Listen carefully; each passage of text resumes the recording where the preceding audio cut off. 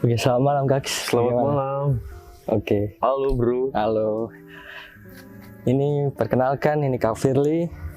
Coba Kak kenalkan dulu diri Kakak dulu. Hah? Kenalan dulu toh. Halo semuanya, saya Firly. Apa kabar? Semoga baik-baik selalu.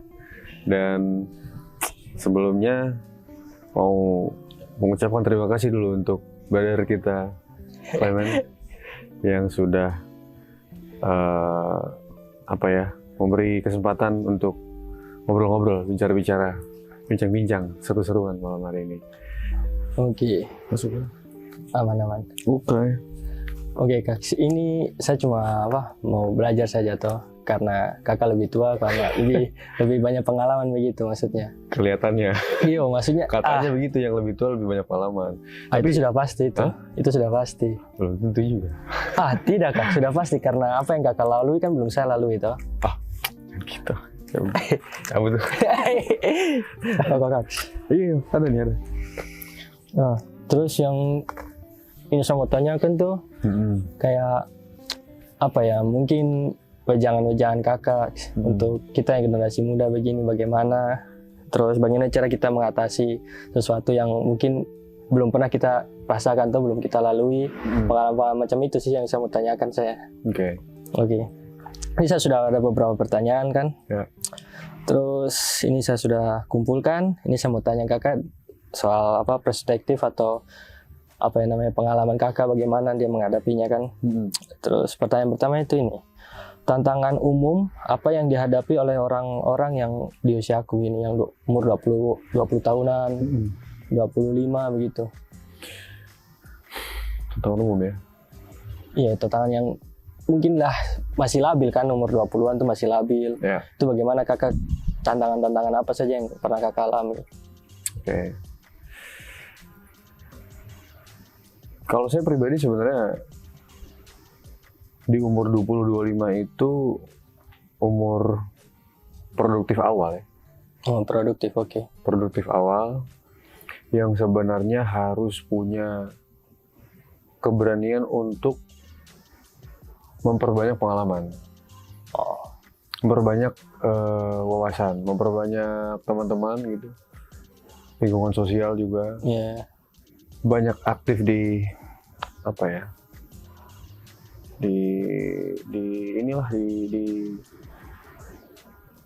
masyarakat gitu maksudnya, apapun bidangnya. Nah itu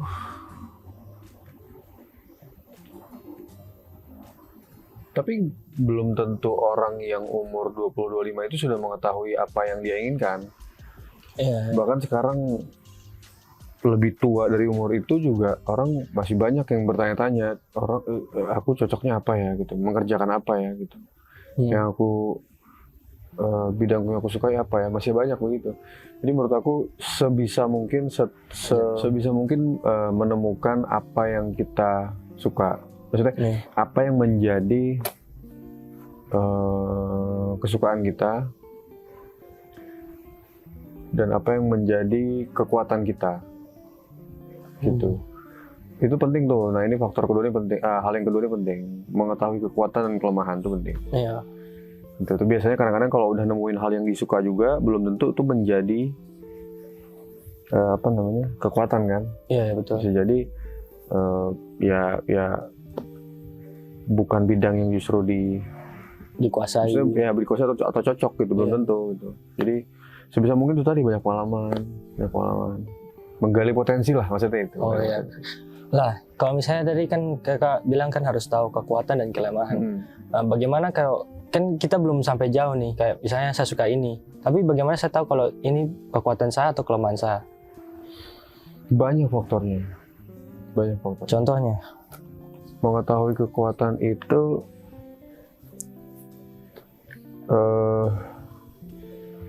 sebenarnya gini, sebelum kita ke situ. Yeah. Buat saya pribadi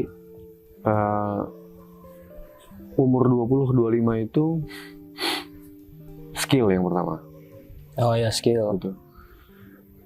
Ketika menjalani suatu bidang, itu keseriusan itu penting. Konsistensi penting.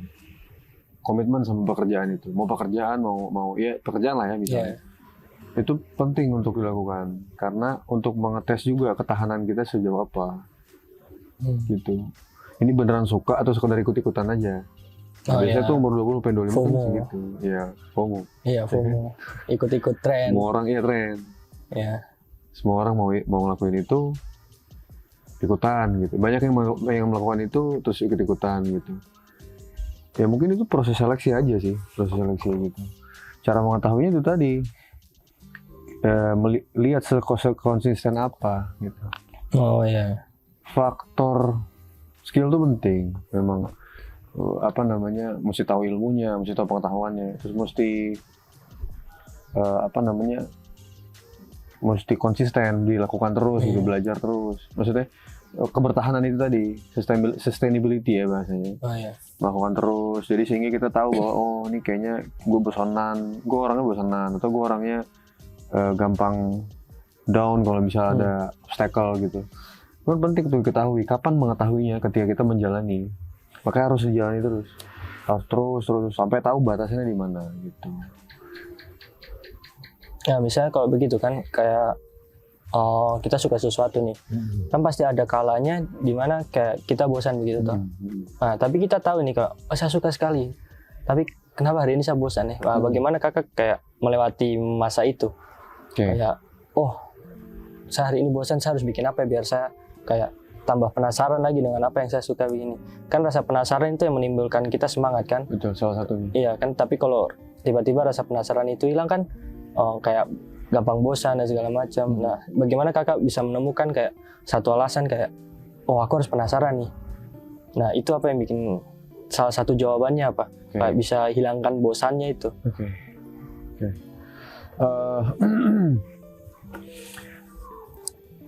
Hal bosan atau jenuh itu hal yang wajar. Amini dulu itu. Terima dulu itu bahwa kebosanan itu akan bisa datang kapan saja. Entah karena capek, entah karena memang ya bosan aja gitu, lelah ya, karena kalau lama-lama melakukan rutinitas yang sama kok kayaknya membosankan ya gitu. Tapi ya pertama itu tadi, di situ diujinya, keseriusannya diuji di situ. Seserius apa terhadap bidang itu, ya kan?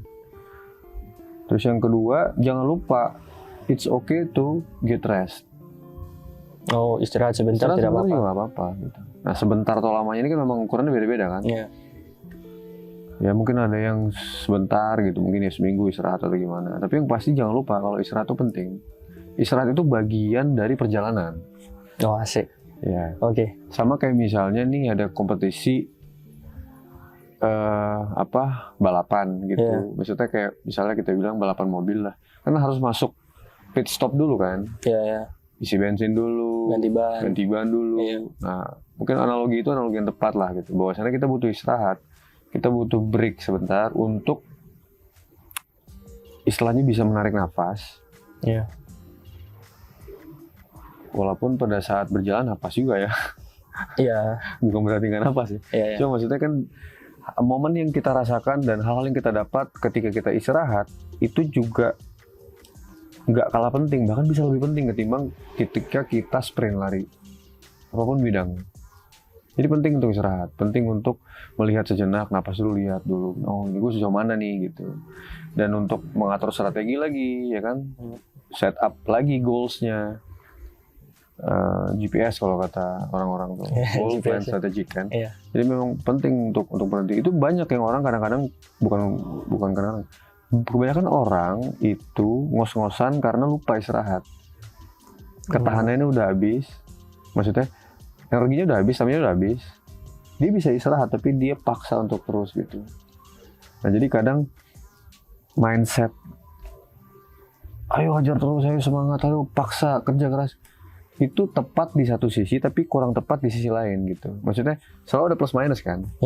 Jadi it's okay to work hard, even harder gitu, setiap hari. Tapi jangan lupa bahwa rest itu juga penting. Perlu.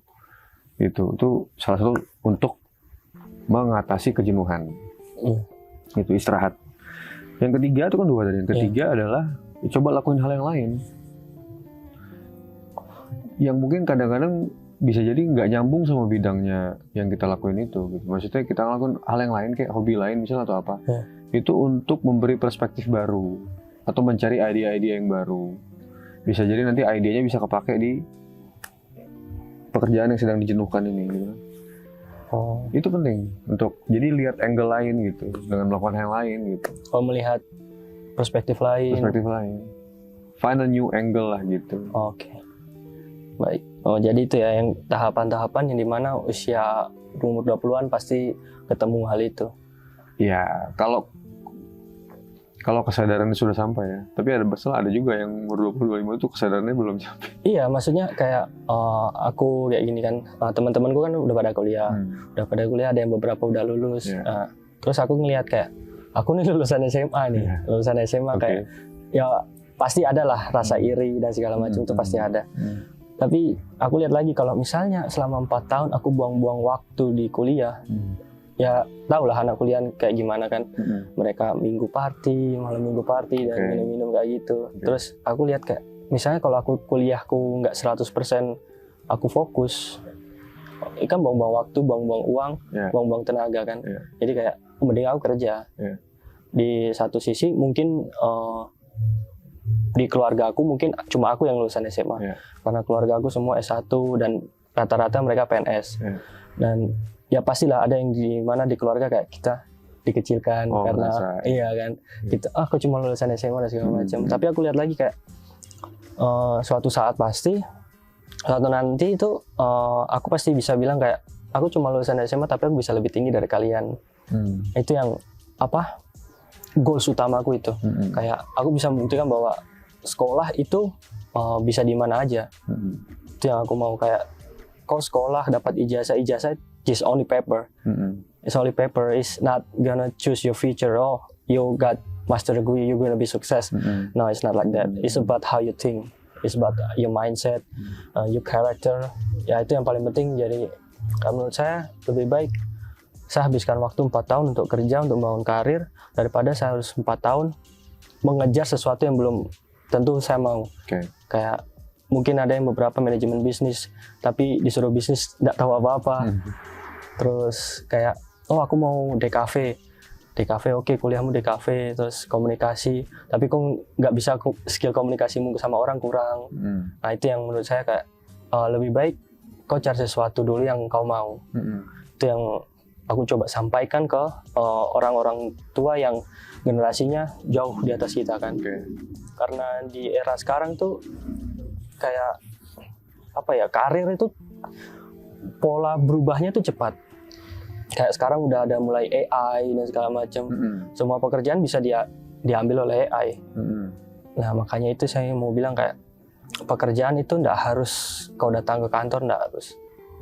Tapi pekerjaan adalah di mana kau melakukan sesuatu dan itu bisa menghidupimu. Itu menurutku sudah pekerjaan. Walaupun penghasilanmu cuma bisa untuk makan 1 hari, tapi ketika kau suka itu kan, kita mau ngapain lagi kan? Ya penting kau bisa makan, kau bisa memenuhi kebutuhan hari-harimu. Mungkin kalau kau udah punya istri, punya anak, bisa memenuhi mereka kan. Anakmu sekolah, istrimu butuh apa, butuh uang belanja. Yang penting mereka bisa memenuhi itu. Aku respect itu. Daripada kau hampir sama sih kayak tadi.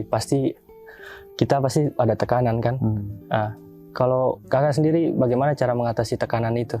Kayak entah itu tekanan dari lingkungan atau keluarga atau teman-teman. Pasti kan ada yang salah satu dari mereka, entah keluarga atau teman atau tetangga mungkin, yang kayak ngapain sih kayak gitu. Kayak kakak sendiri dance. Pasti kan kalau dilihat dari keluarga saya, pasti dibilang dance itu tidak menghasilkan. Itu pasti karena dipikir kayak cuma ngedes doang. Itu pasti. Bagaimana cara kakak biar kayak mengatasi tekanan itu, biar balik lagi ke alasannya tadi, biar tambah kuat. Kadang kan walaupun kita sudah bilang kita bisa kok begini, tapi ada salah satu alasan orang tua yang mungkin masuk ke dalam pikiran kita kayak mungkin betul, tapi ini yang aku mau, ini yang aku mau jalani, ini yang aku mau, cara hidupku seperti ini. Nah bagaimana kakak atasi tekanan itu? Mengatasi tekanan ya? Iya. Saya belajar menerima bahwasannya tidak semua orang akan mengerti. Oke. Gitu. Tentang apa yang kita lakukan, tentang apa yang jadi kebutuhan kita, apa yang kita jalani dalam hidup gitu loh. Dan itu sah-sah saja. Jadi lebih dari prinsipnya gini, aku awalnya juga counter ya, ketika orang bilang mau dari keluarga, mau dari luar. Iya. Itu ketika ada komentar-komentar negatif atau yang sifatnya kritis dan lain-lain, awalnya counter gitu, awalnya nggak terima, jangan so tau deh gitu. Ini kan yang gue jalanin ini memang gue seneng satu, terus juga ya hidup gue gitu. Iya. Tapi lambat laun cara aku menerimanya mungkin lebih daripada counter, aku lebih embrace aja gitu. Lebih berusaha open, itu tadi istilah open minded itu, aku belajar open minded aja, belajar berpikiran terbuka. Aku terima aja, kita belajar terima lah ibaratnya gitu. Belajar memeluk, belajar embrace gitu. Oh memang siapa tahu dari komentar atau kritikan orang-orang tuh banyak manfaatnya, ada manfaatnya gitu. Jadi nggak buru-buru aku counter. Dan tekanan itu balik lagi, tekanan itu bisa berubah. Tekanan yang sifatnya mungkin pressure ya gitu, yang bikin kita stres atau depresi. Nggak sampai depresi lah ya, mudah-mudahan. Maksudnya yang bikin kita stres gitu pokoknya gini. Itu kalau kita manfaatin energinya justru bisa jadi motivasi positif kayak tadi bilang gitu. Kayak justru bisa bikin lo merasa semakin membuktikan. Ya udah kalau gitu gue ada 5 pilihan nih, pilihan 1, 2, 3, 4, 5. Pilihan pertama sukses, 2 sukses, 3 sukses, 4 sukses, 5 sukses. Gimana caranya harus sukses berarti? Iya betul. Karena tekanan itu tinggal kita memanfaatkan energinya aja gitu loh maksudnya. Nah itu mungkin analogi kali ya. Tapi ya mungkin kayak gitu. Ketika kitanya positif, yang bagian negatif yang lain tuh yang dari luar juga akan nggak begitu pengaruh banyak. Mungkin hanya sekedar ya gangguan-gangguan kecil aja gitu. Nah berarti tergantung kitanya harus kita harus berusaha se-open minded mungkin, harus bisa berpikir dewasa, harus bisa itu tadi memanfaatkan tekanan negatif ini justru menjadi energi yang positif. Itu banyak disampaikan sama teman-teman yang kalau sekarang bahasanya udah sukses lah gitu ya.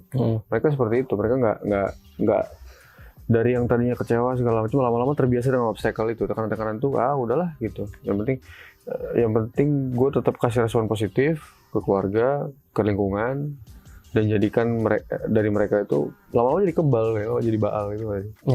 Gitu. Harus tahan banting. Syarat sukses kan juga tahan banting kan. Syarat bisa mencapai tujuan kita adalah syarat tahan banting. Tadi ada yang mau aku sampaikan juga, aku lupa.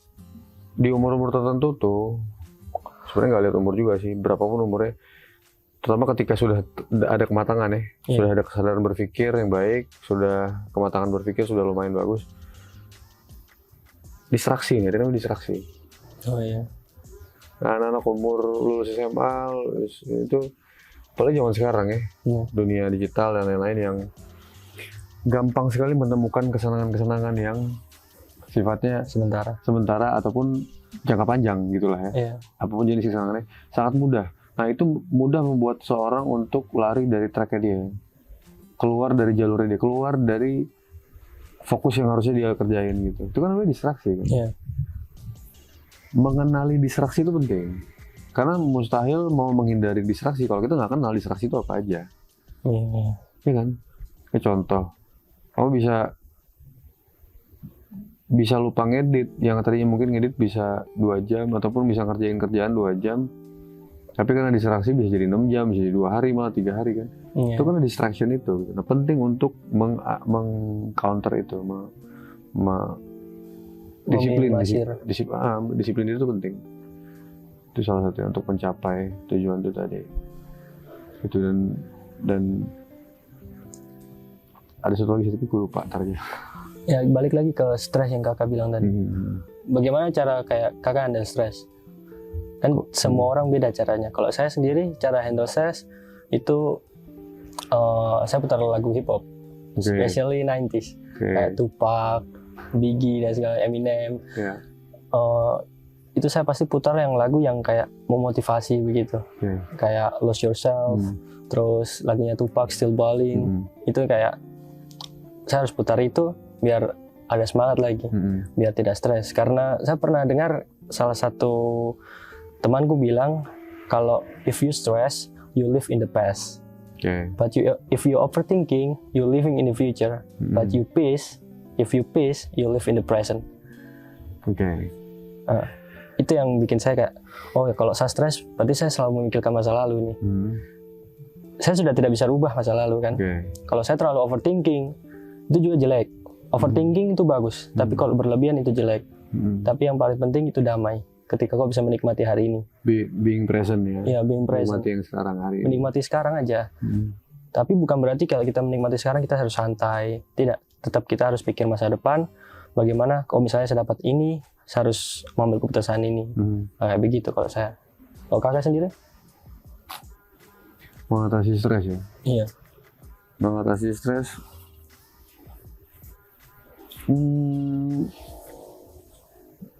Ya jangan stres, gimana caranya? Iya, tapi kegiatan apa yang kakak bikin yo? Begitu ya. Kegiatan stres kalau kakak langsung pergi ke warung kopi, beli kopi gitu kan? Aku biasanya stres, kalau stres tuh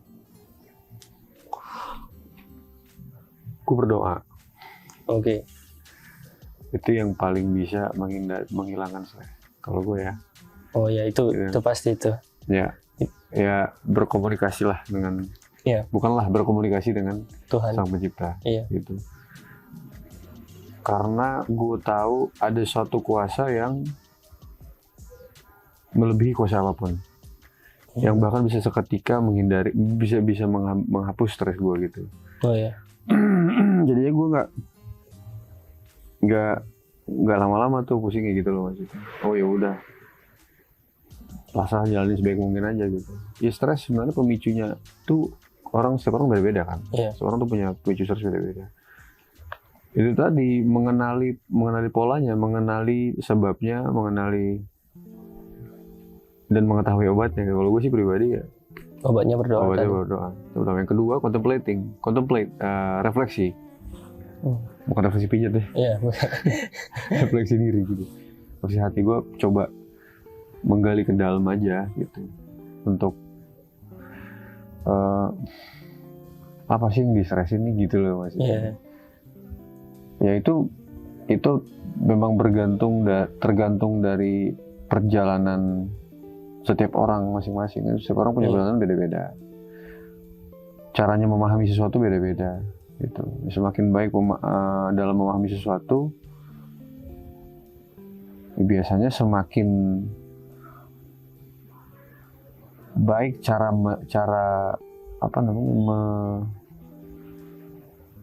mengatasi stresnya. Gitu. Maka penting, pemahaman itu penting gitu. Tadi kita bahas tentang kuliah kan. Orang-orang tuh ya ini bukan takutnya nih kalimat negatif ya, mudah-mudahan bukan kalimat negatif, tapi kenyataan ini faktanya. Kebanyakan orang mikir kuliah tuh untuk cari kerja. Kalau aku punya pemikiran kuliah tuh buat cari ilmu. Kuliah itu untuk belajar. Mencari ilmu sebanyak-banyaknya. Selain dari itu, di luar dari itu kita juga bersosialisasi sebanyak-banyaknya. Cari teman, cari koneksi, networking, itu kuliah. Pertama cari ilmu, yang kedua cari teman-teman, networking.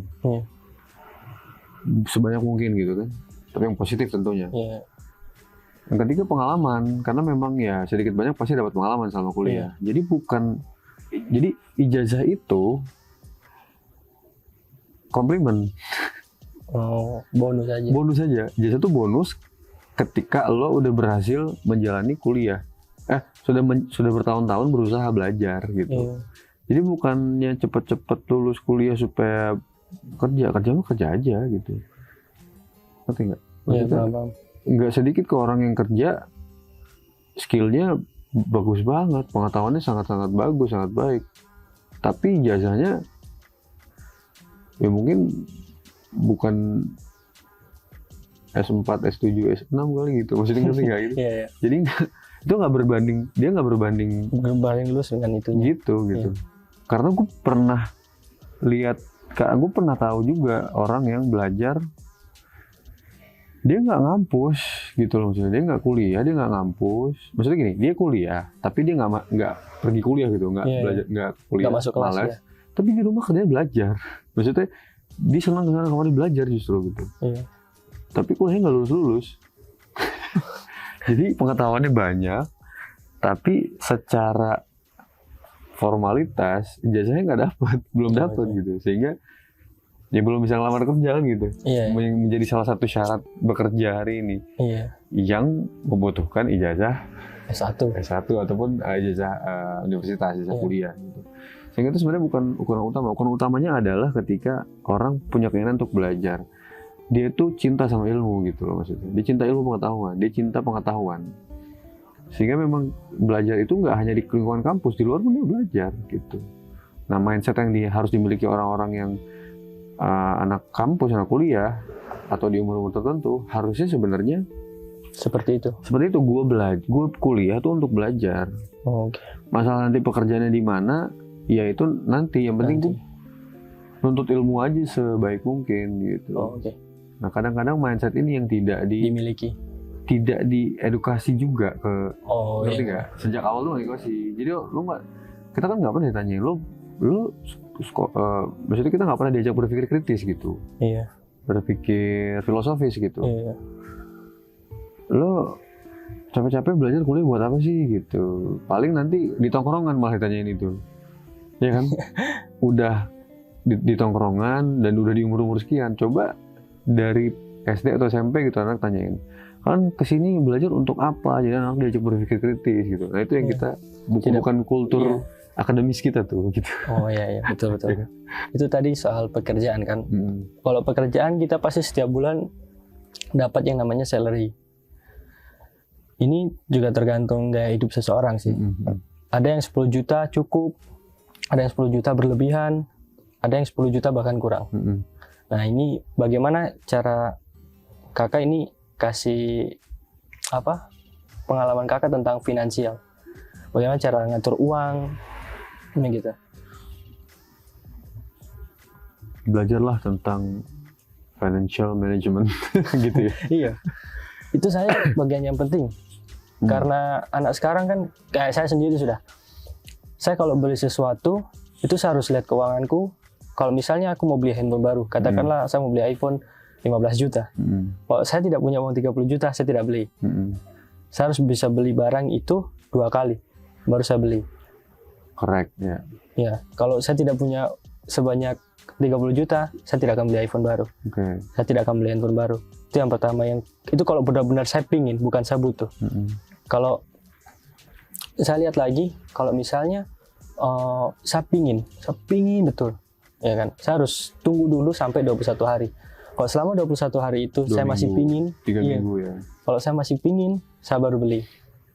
Karena itu memang mungkin selama 21 hari itu saya berpikir ini butuh kah tidak? Ini bisa menunjang pekerjaanku tidak? Itu yang saya pelajari. Kalau kakak sendiri? Itu sebenarnya trik ya. Iya. Trik kan. Gimana caranya? Karena kadang kita dikelabui keinginan kita kan, gitu. Iya. Ya mungkin salah satu caranya salah 2 caranya begitu. Yang pertama ngecek dulu kan, masih pengen nggak, udah sekian lama, udah ini masih pengen nggak. Yang kedua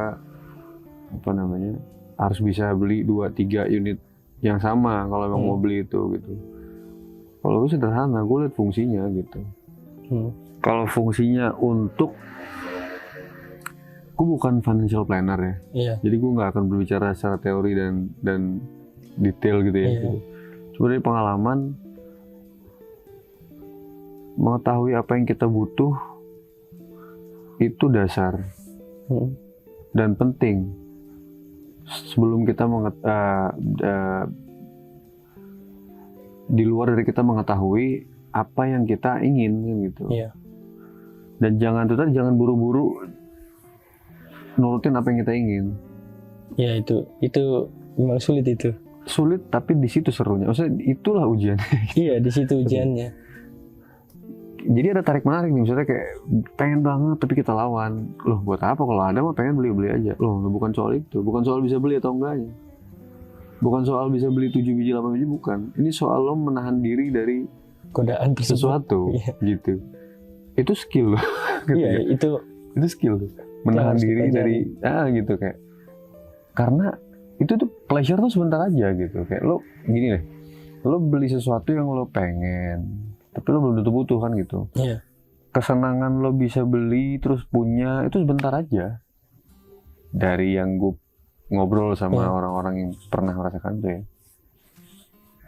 Dan secara teori juga gue pernah baca mengenai hal itu. Itu pleasure tuh sebentar aja gitu. Tapi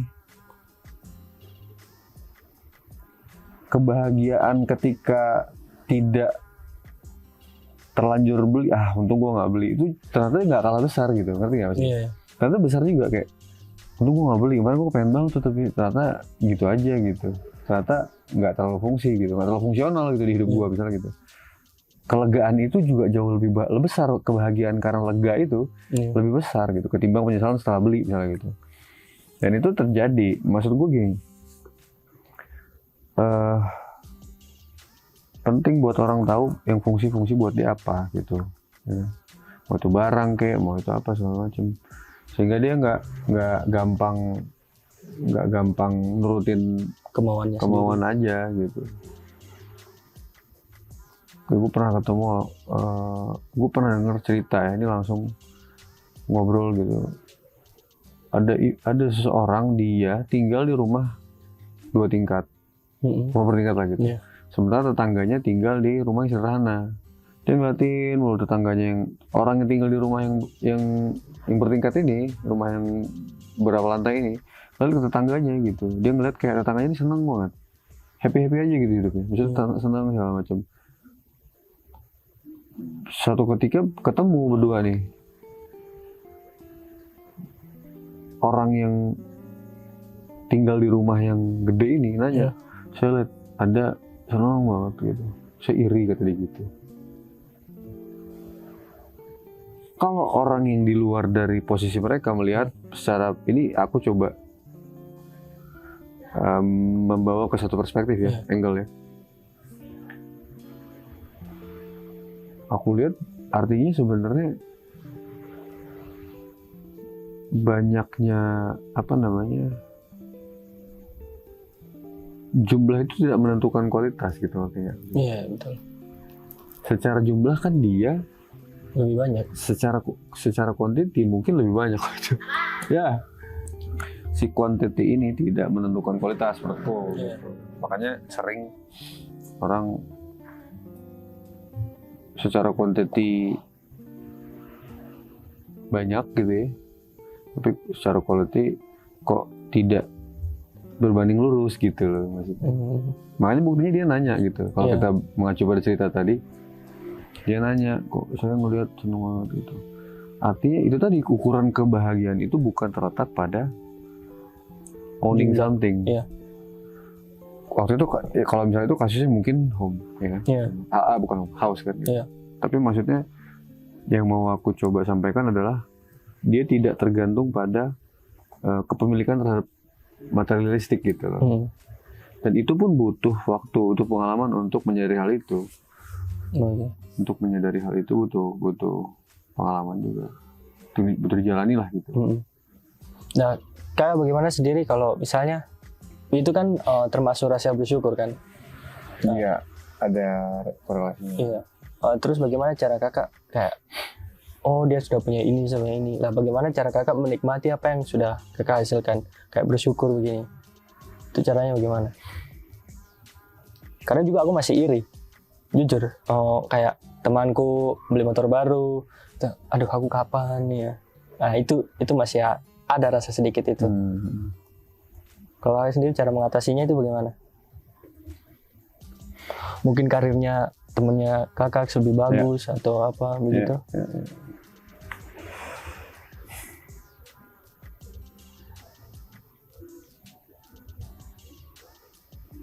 Pertanyaan sederhana, tapi karena mau dijawab agak sedikit filosofis, jadi mikir dulu gitu ya. Caranya bersyukur, aku jujur aja sampai hari ini aku masih terus belajar bagaimana caranya bersyukur. Karena menurutku aku belum bisa disebut orang yang bersyukur. Oke. Kalau aku ingat, mungkin aku rasa kayaknya nih gue bersyukur gitu. Mungkin, baru mungkin. Tapi belum bisa memastikan bahwa gue saat itu betul-betul bersyukur. Ketika gue lupa, apalagi. Gitu. Jadi sebenarnya bersyukur, ikhlas, mensyukuri itu apa ya, perjalanan juga. Perjalanan.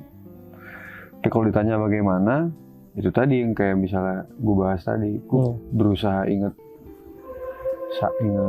ini aja, berdoa sama Tuhan. Berdoa sama apa? Gue berdoa. Itu tadi gue berdoa.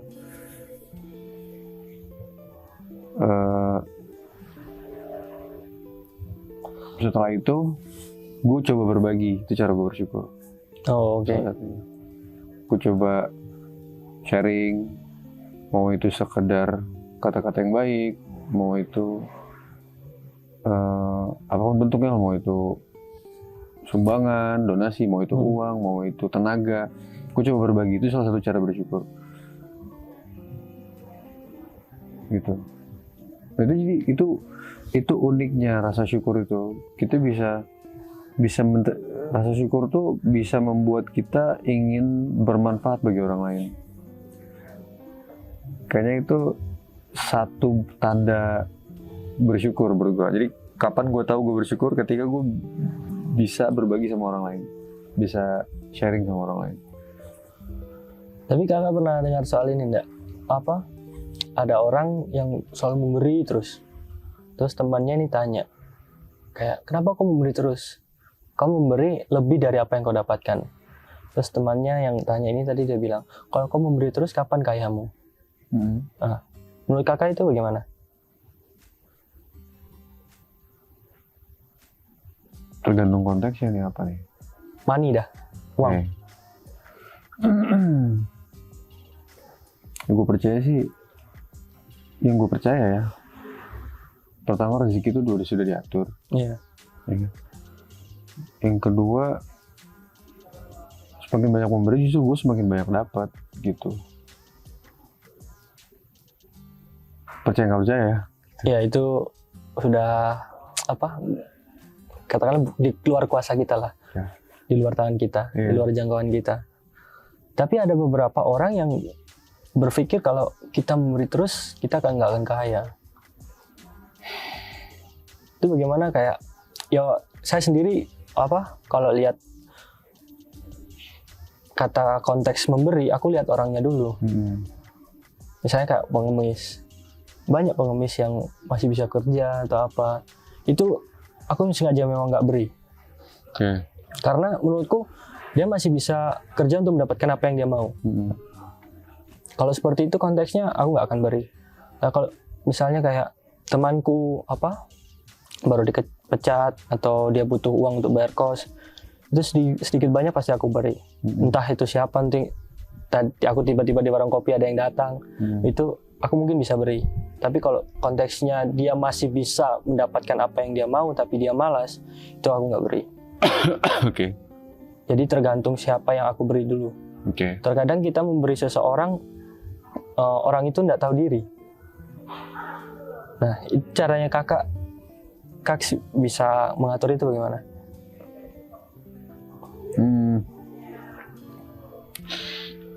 Menurut gue akan panjang waktunya ketika kita harus observe dulu orang kita beri ya. Gitu.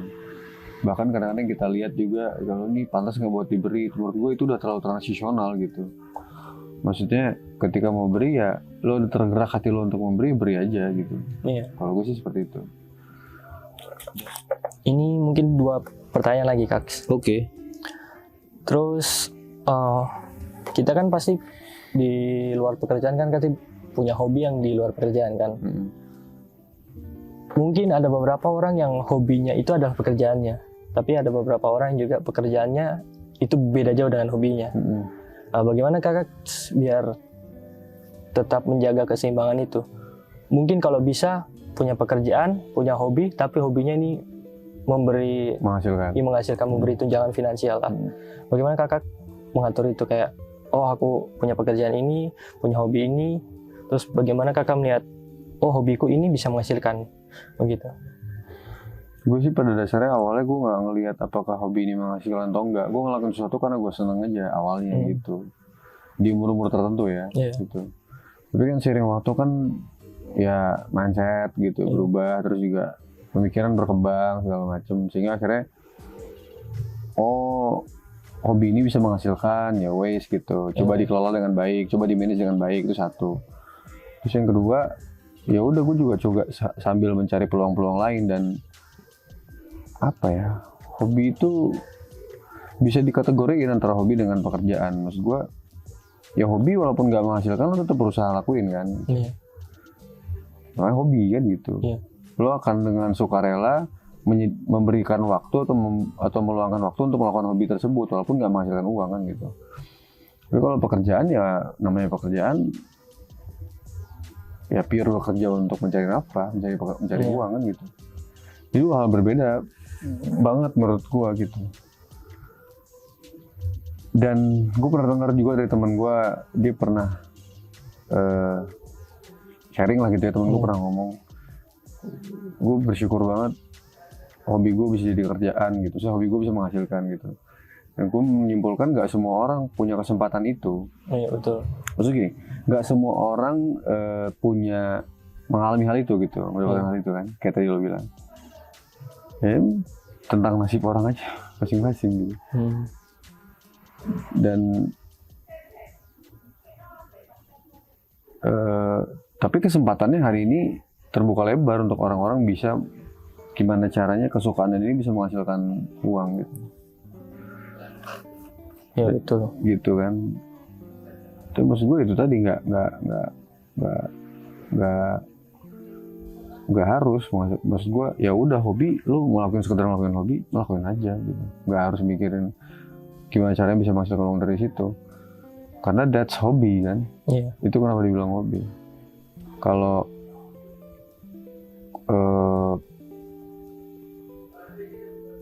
nah ini menjadikan pekerjaan sebagai sebuah kecintaan, itu maksud gua. Bisa mencintai pekerjaan itu yang lebih esensial gitu menurut gua. Lo ngelakuin hobi karena lo seneng gitu, karena itu memberikan kesenangan buat lo gitu, bisa ngelepas stres, bikin hilang stres segala macam gitu. Nah gimana sekarang coba pekerjaan itu menjadi sebuah kecintaan yang itu kan bisa diakalin kan gitu, itu bisa di-trick gitu kayak di pikiran lo sendiri. Nah, masalah nge-tricknya bagaimana ya mungkin ahli yang tahu gitu. Betul. Tapi kan kadang kita juga pasti yang namanya memikirkan bahwa kayak kalau kerjaanku kayak gini terus, ini kurang nih kalau untuk kehidupanku ke depannya. Tapi aku punya hobi ini nih, gimana ya caranya biar itu biar bisa menghasilkan begitu, biar hobiku bisa mensupport hidupku, menghandle gapnya antara pekerja dan hobi ini, biar hobiku biar tetap jalan dan menghasilkan, tapi di satu sisi tidak mengganggu pekerjaanku.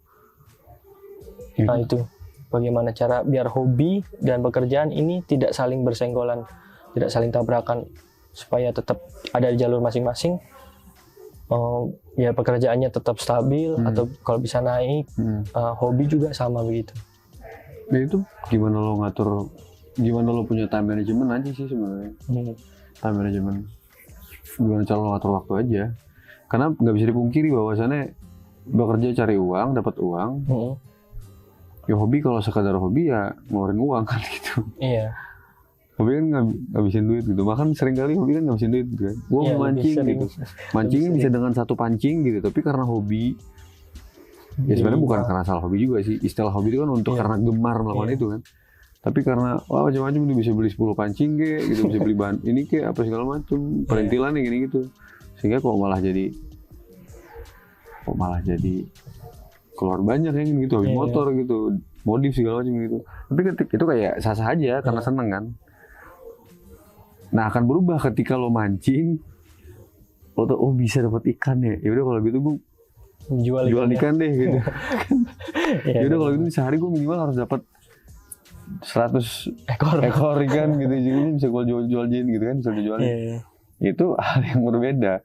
Itu maksudnya berbeda lagi. Maksud gue ya biasanya gitu. Hobi itu ngabisin duit. Lo tuh ngeluarin duit, spending gitu. Misalkan lo kerja kan lo dapat duit. Ngeluarin tenaga dan pikiran kan gitu. Oke.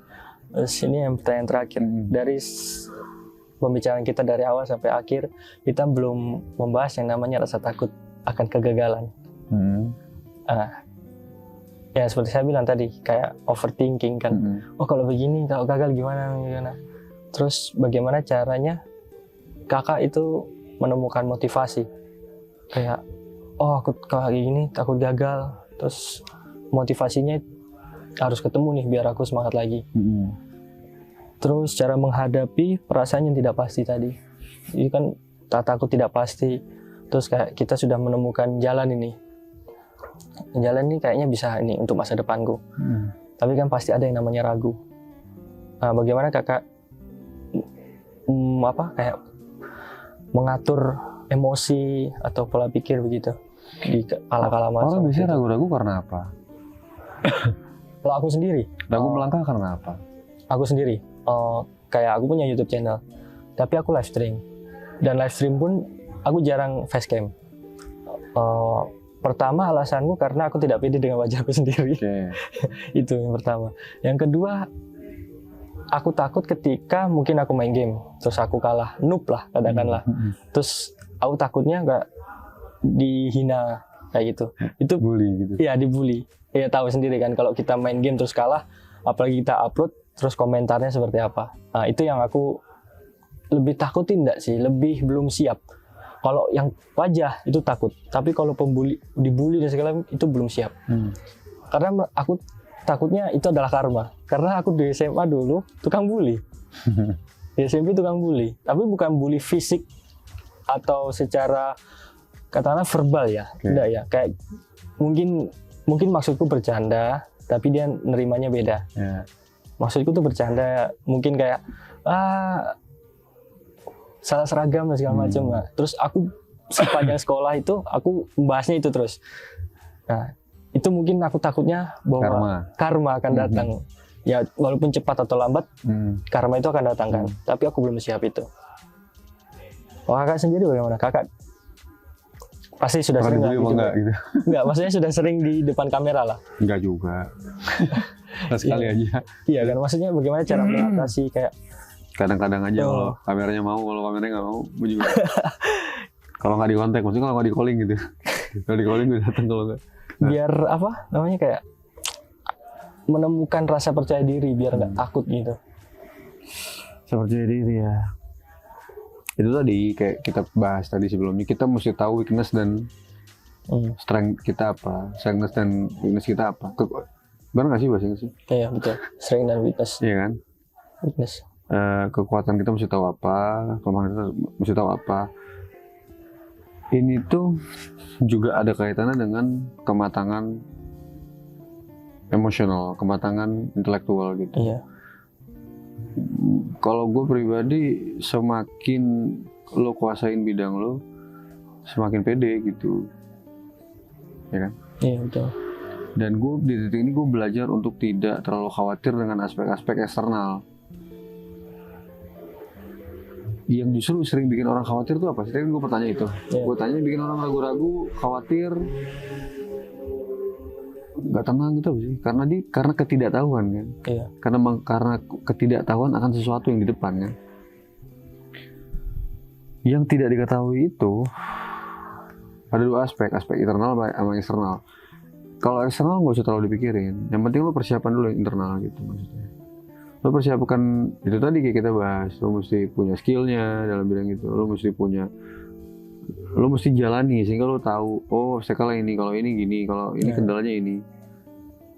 Jadi lo bisa mengantisipasi kalau ke depan ada seperti itu lagi, lo bisa punya, ibaratnya lo punya punya senjatanya lah gitu, ya kan, untuk mengatasi hal itu, punya solusinya. Nah, gue pribadi juga sepanjang gue berjalan tuh tingkat kepedean kan juga berbeda gitu. Maksud gue di dulu ketika gue mau mulai,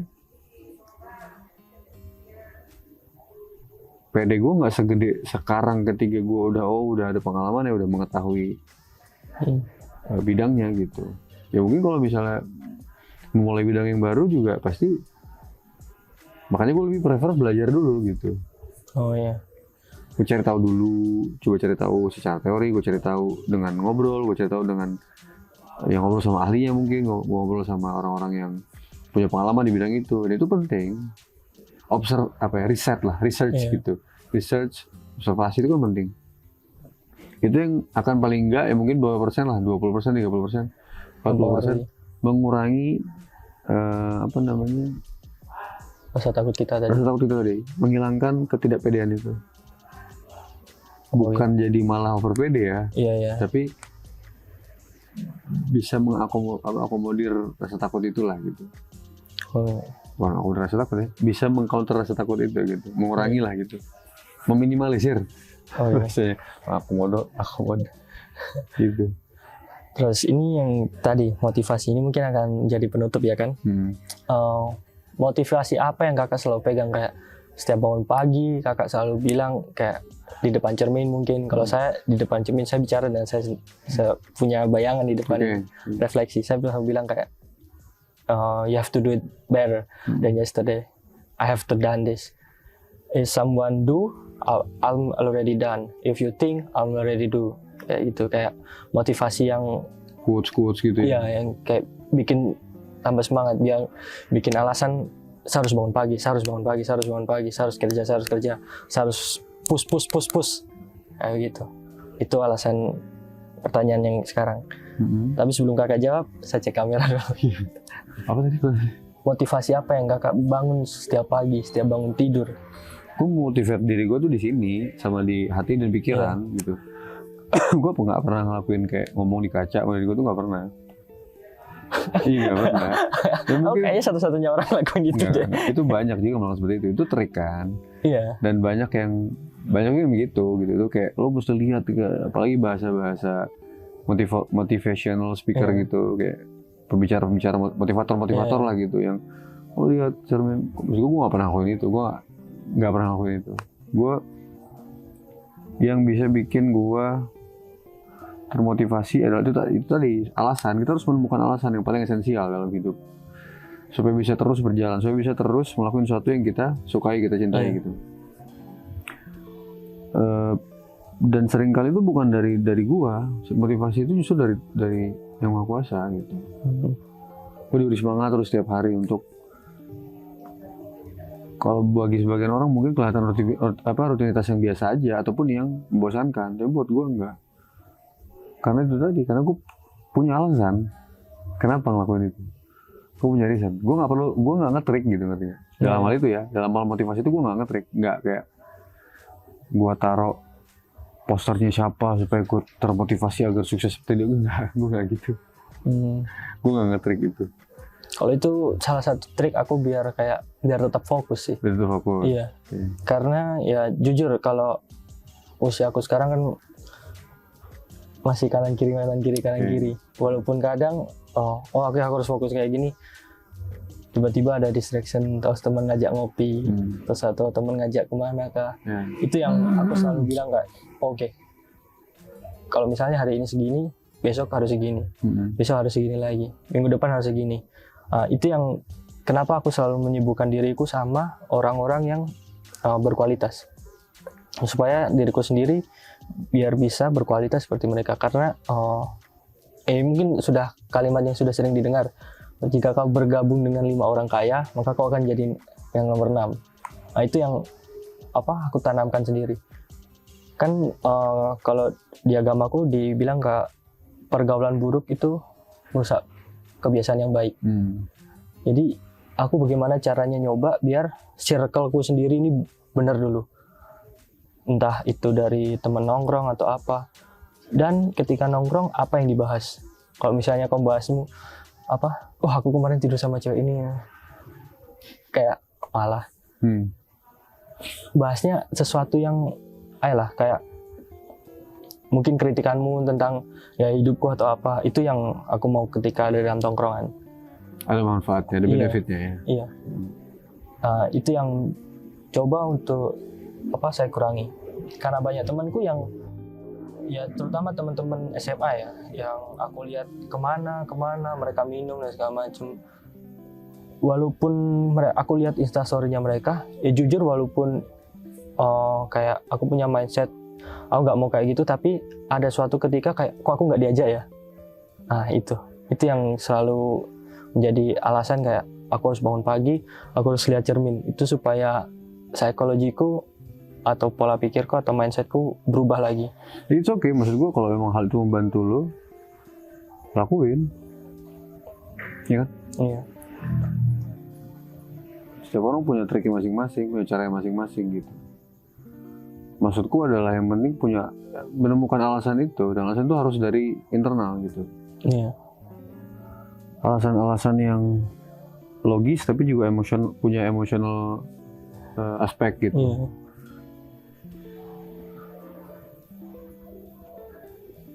Ya kan? Jadi finding the why. Find the why. Finding the why. Mencari si kenapa itu. Kenapa gue ngelakuin ini? Nah itu bisa berubah. Maksudnya seorang bisa berubah. Bisa bahkan 45 derajat sampai 180 derajat berubah karena why-nya itu yang ya seiring waktu lo makin dewasa, makin tumbuh dewasa. Yang tadinya hal-hal yang mengganggu lo bisa jadi tidak mengganggu lagi. Iya. Tadinya hal-hal yang mendistract lo bisa tidak mendistract lagi karena lo punya why-nya tadi. Lo menemukan why dan why lo semakin kuat gitu. Kenapanya semakin kuat, reasoningnya semakin kuat gitu. Nah itu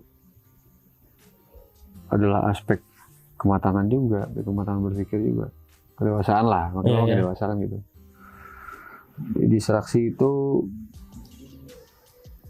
kayak tadi kita bahas, kita tahu itu distraksi kalau kita bisa menghindari itu distraksi itu ketika kita tahu bahwa itu distraksi, kalau enggak kan enggak. Iya. Ya kan? Lo bisa ngenalin depan ada batu terus lo ngebut gitu. Ya bunuh diri. Gitu. Karena lo kenal itu batu, lo tahu itu batu dan batu tuh keras, kalau tabrak kan penyok. Iya. Mental gitu kan. Ya karena lo tahu kenal itu batu sehingga lo batu ya udah gue ini deh. Jadi lo nggak nabrak kan. Artinya apa?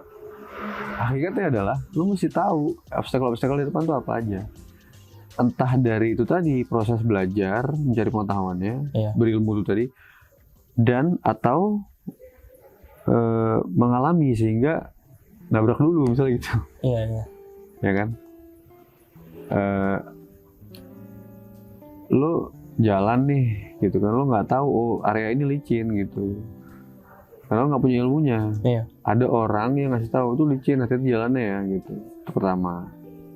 Either seperti itu atau lo jalani betul-betul, lo jalan dulu situ kepleset, lo tahu ini licin, ya udah gue hati-hatiin gitu. Iya. Cuma itu dua. Oke. Mungkin itu akan membantu perjalanan lebih hati-hati dan menjalani sesuatu. Mudah-mudahan sih jawabannya esensial ya. Gitu. Amin. Oke. Terus yang terakhir, pesan-pesan buat anak-anak seumuranku. Nah ini nih, gue kalau tanya pesan ya. Apa kayak nasihat lah supaya apa yang kakak pernah alami tidak dialami lagi oleh generasi muda. Supaya tidak dialami. Iya. Supaya kayak supaya nggak nyemplung di lubangnya sama gitu. Iya. Supaya kayak tadi kayak bilang kalau itu jalan licin. Tadi ada orang bilang hati-hati itu licin. Nah supaya saya umur 20-an begini biar tidak mengalami hal yang sama. Tidak terpeleset lah. Gitu ya. Iya. Apa ya? Banyak sih sebenarnya. Cuma yang salah satunya adalah dengerin orang tua, itu aja. Dengerin orang tua. Maksudnya sebelum lo membantah apa kata orang tua, pahami dulu gitu, terima dulu. Mungkin karena hampir mustahil orang tua mau yang jelek buat lo gitu ya. Iya. Itu dulu sih. Kalau mudah-mudahan kalau udah bisa atau lo udah berhasil untuk mendengar orang tua, lo lebih bisa dipercaya lah dalam hal yang lain juga maksudnya gitu.